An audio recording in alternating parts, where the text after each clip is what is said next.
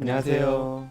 오늘 어떤 내용으로 우리 아이들한테 다가가실 생각이신가요? 오늘은 2020학년도에서 잠깐 이탈해서 2022학년도, 지금 현재 고1학년 학생들, 학생들이 7월 대입 제도가 어떻게 변화가 되는지 그거에 대해서 조금 얘기를 나눠보려고 합니다. 제가 그러면 2022년 대입제도 개편된 거에 대해서 좀 간략하게 설명을 좀 드리면서 좀 말씀을 좀 드리도록 하겠습니다. 오늘 내용은 고등학교 3학년 학생들보다는 고등학교 1학년 재학하고 있는 학생들과 중학생 학부모님들에게 도움이 될 내용이 아닌가 싶습니다. 주 내용 한번 보실까요?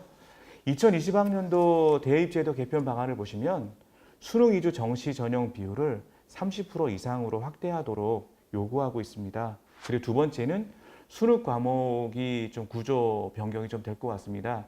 수능 평가 방식을 절대평가와 상대평가로 계속해서 가겠다라는 거죠. 2022학년도가 되면 제2 외국어가 절대평가로 바뀔 예정이라고 합니다. 그리고 현재 EBS 연계율을 50%로 하향하고 간접 연계 방식으로 바꾸자 이렇게 나오고 있고요. 네. 그리고 서류를 보시면 학생부 기재 방식에 있어서 많은 변화가 예상됩니다. 자기소개서 서식이 개선될 것이고 그동안 우리를 너무 힘들게 했던 추천서가 많이 폐지된다고 합니다. 대학별 고사도 면접 구술고사, 지필고사 등 여러 가지 개선책을 마련해 놓은 걸로 알고 있습니다. 첫 번째로 정시 수능 위주 전형 비율 확대입니다. 서두에서도 말씀드렸는데요. 학생들에게 재도전의 기회를 주기 위해서 정시 수능 위주 전형 비율이 30% 이상으로 확대될 수 있다고 보고요. 네. 다만 대학마다 재정 지원과 연계해가지고요. 그 비율을 늘릴 수도 있고 줄일 수도 있는 것으로 알고 있어요. 수시학생부 교과 전형이 30% 이상이 되면 대학은 정시 비율을 자율적으로 할 수 있다고 합니다. 두 번째, 수시 수능 최저 학력 기준을 활용하게 되는데 올해 수시에서 최저 학력 기준이 사라진 대학이 있어요. 네. 그 대학 어느 대학인지 아시죠? 네. 연세대학교가 모든 전형에서 최저 기준을 없앴죠. 예, 맞아요. 선생님하고 지난번에 저희가 이제 연세대학교 입학 설명회 다녀왔었잖아요. 네. 그 설명하시는 강사 선생님께서 올해는 연대 수시에 100만 대군이 몰려온다고 그런 농담을 하시더라고요. 네. 현장에 있는 저희에게는 정말 이거는 어려운 그리고 힘든 싸움이 되지 않을까. 특히나 학생들한테는 상당히 또 어려운 도전이 되지 않을까 그런 생각을 합니다. 그래서 수시 최저 학력 기준은 대학 자율로 하되 선발 방법의 취지에 따라서 활용할 수 있도록 한다라고 보시면 되고요. 그래서 매년마다 최저 학력 기준이 바뀌니까요. 이 부분은 참고해 주시면 될 것 같습니다. 차후에 이제 학생부 교과 종합 전형에서 이 부분은 더 자세하게 설명을 좀 드리도록 하겠습니다. 그리고 수능 과목 구조 및 출제 범위에 따라서 이제 기본 원칙을 지킨다는 거, 문이과 구분을 폐지하고 융합하자는 취지가 2015학년도 교육 과정의 일환이거든요. 그래서 이런 원칙을 지켜서 출제하겠다라는 얘기를 하고 있습니다. 국어, 수학, 직업, 탐구 이런 과목들을 공통 선택형 구조로 개편하겠다. 그리고 국어, 수학, 선택 과목 간 유불리 문제를 완화하기 위해서 선택 과목 배점을 합리적으로 조정하겠다. 국어 과목은 화법과 작문, 독서와 문법, 문학, 언어였는데 공통으로는 독서와 문학을 치르게 되고요. 네. 선택으로는 화법과 작문, 언어와 매체 중 택 한 과목 하게 되고요. 수학이 좀 변동폭이 많은 것 같아요. 네. 이 부분은 좀 선생님이 좀 전문가시니까 설명을 좀 해주셨으면 좋겠어요. 확률과 통계 그리고 미적분 기하 부분이 수능에서 선택을 하게 되는데요. 수학 1, 수학 2는 기본적으로 모든 아이들이 배워야 된다라고 생각했던 내용들을 담고 있고요.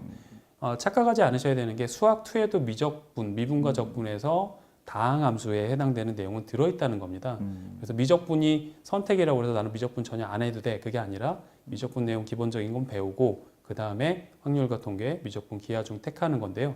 최근에 나온 보도에 의하면 그 자연계열 대학들 같은 경우는 수학에서 확률과 통계가 아닌 기하나 아니면 미적분을 꼭 신청하도록 되어 있고요. 그리고 사탐이 아닌 과탐 과목을 신청하도록 수능에서 보겠다라고 발표를 했습니다. 그리고 사회탐구나 과학탐구 과목에서 문이과 구분을 폐지하고요. 학생들의 희망에 따라서 두 과목까지 선택을 가능하도록 하게 했습니다. 사회하고 과학 계열 같은 경우에는 현재 사회는 9과목, 과학은 8과목, 직업 탐구는 10개 과목 중에서 2과목을 반드시 시험을 보게 돼 있었습니다. 하지만 2022학년도가 되면 사회하고 과학 계열 구분 없이 자유롭게 택 2과목을 시험을 보게 되고요. 네. 일반계가 이제 17개 과목 중에 사회 9과목, 자연 8개 중에 2과목을 선택하게 되는 거고요. 직업계 같은 경우에는 공통 1과목, 선택 1과목을 택해서 시험을 치르게 됩니다. 그리고 수능평가 과목 같은 경우는 이제 절대평가 과목을 이제 아까도 말씀드렸는데요. 제2외국어 과목을 절대평가로 전환하는 방안이 마련되고 있습니다. 그래서 현재는 영어하고 한국사만 절대평가로 진행되는데요. 2022년 수능이 되면 영어, 한국사, 제2외국어 한문 영역은 절대평가로 시험을 치르게 됩니다. 그리고 이제 보면 EBS 연계율인데요. 2022년이 되면 50%로 축소하고 과목 특성에 맞게 간접 연계로 전환한다고 합니다. 간접 연계를 하는 이유는 그동안 많은 학생들이 이제 제가 영어를 가르치고 있어서 경험한 내용인데요. EBS 교재 지문 내용을 그대로 내는 경우가 있어요. 그래서 학생들이 그 지문 내용을 공부하는 것이 아니라 암기하는 경향이 있어서 이런 어떤 폐해를 막기 위해서 간접 연계로 전환한다고 합니다. 자, 선생님 또 어떤 것들이 바뀌었는지 설명해 줄 수 있을까요? 고교 학교생활기록부 이 부분이 개선된다라고 생각하면 되겠습니다. 크게 변화되는 것 중에 하나가 이제 수상 경력에 관한 건데요. 학생들이 현재처럼 수상 경력, 그러니까 수상 개수를 가져가는 건 상관이 없습니다. 다만 대학에 제공하는 정보로서는 한 학기에 한 개씩. 그래서 3학년 1학기까지 진행되는 수시 전형을 재학 중에 지원을 하게 되면 총 5개가 제공이 되는 거고요. 3학년 2학기 졸업 후에 지원을 하게 된다면 6개까지 제공할 수 있는 그런 제한이 됩니다. 그래서 학생들이 이 수상 경력을 내가 어떻게 제시할 거냐. 어찌 보면 이제 다양하게 자신의 능력을 보여줄 수도 있겠지만 한 가지 쪽으로, 그러니까 전공 적합성이라고 하는 부분처럼 한 가지 쪽으로 자기가 목표를 두고 준비하는 것도 방법이겠습니다. 그리고 진로 희망 사항 부분이 생활기록부에서 드러나지 않도록 이제 표현이 되는데요. 요거는 학교별로 다른 부분에서 충분히 학생의 진로에 대해서 소개할 수 있는 칸이 있기 때문에 그렇게 이제 변화가 되지 않을까라는 생각을 하고 있고요. 기재 동아리 개수가 학년당 1개로 제한이 되고 객관적인 내용만 들어가게 되는데요. 이 부분은 자기소개서라는 부분으로 커버할 수 있지 않을까 그렇게 생각을 하고 있습니다. 그리고 방과 활동 내용이 학교생활기록부에서 기재되지 않도록 되어 있는데요. 이건 고등학교별로 학생들이 이것을 열심히 노력하는 모습을 보여주기 위해서 방안들을 내놓고 있다는 걸 확인할 수 있을 겁니다. 그리고 기재 분량이 감축된다는 것도 가장 큰 변화입니다. 그전에는 다양한 소개들을 다 담을 수 있었는데 글자 수가 지금 보시는 것처럼 줄어들기 때문에 학생 한 명 한 명의 특별한 내용들 그리고 사례 집중된 내용들 그런 것들로 조금 변화가 될 거다라는 거 확인이 가능하겠습니다. 상당히 어려울 것 같습니다. 네. 학생들이 접근하는 것도 그렇고 네. 이 선생님들이 이 학교생활기록부를 작성하는 게 굉장히 많이 어려울 것 같거든요. 네, 만들어가는 게 이제 쉽지는 않겠죠. 그래서 네. 학생부 양이 축소가 되고 일률적인 내용이 아무래도 줄어들게 될 거고요. 학생 개개인의 개별화된 기록으로 이제 넘어가는 그런 추세가 나오지 않을까라고 생각을 하고 있습니다.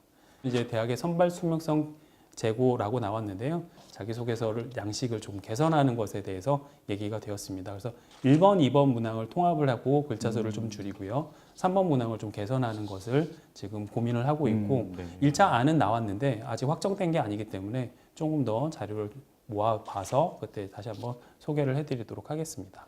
그리고 면접 구술고사 개선 방안이 이제 나왔는데요. 여기서 가장 큰 변화는 대입 블라인드 면접이지 않을까 싶습니다. 이 학생이 원래 가지고 있던 능력이나 아니면 출신 학교에 대한 정보를 배제시키고 아이가 어떤 능력을 갖고 있는지에 대한 정보를 물어보는 그런 식의 면접으로 바뀌지 않을까라고 생각합니다. 그러면 선생님 저희가 이제 아이들 면접 볼 때 또 교복 입고가 학생이니까 네, 이런 얘기 했잖아요. 그럼 교복도 안 되는 거네요. 예, 교복을 입고 가면 안 됩니다. 만약에 네. 교복을 입고 가면 걱정하지 마시고 그쪽에 말씀을 드리면 가운을 빌려주신다고 합니다. 지필고사 개선하는 방법에 대해서 얘기를 하고 있습니다. 그래서 논술 전형이 단계적으로 폐지하도록 얘기가 되고 있고요. 2022학년도에서부터는 적성고사를 폐지하는 걸로 지금 얘기가 되고 있습니다.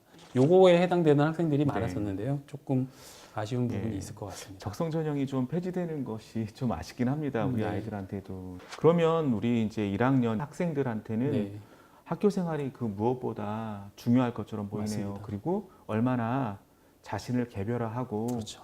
또 선생님들과 조화를 잘 이루어서 네, 수업에 참여하는지 그런 요소도 상당히 중요할 것 같은데요. 맞습니다. 네. 그래서 특정 대학에서 나온 자료긴 한데요.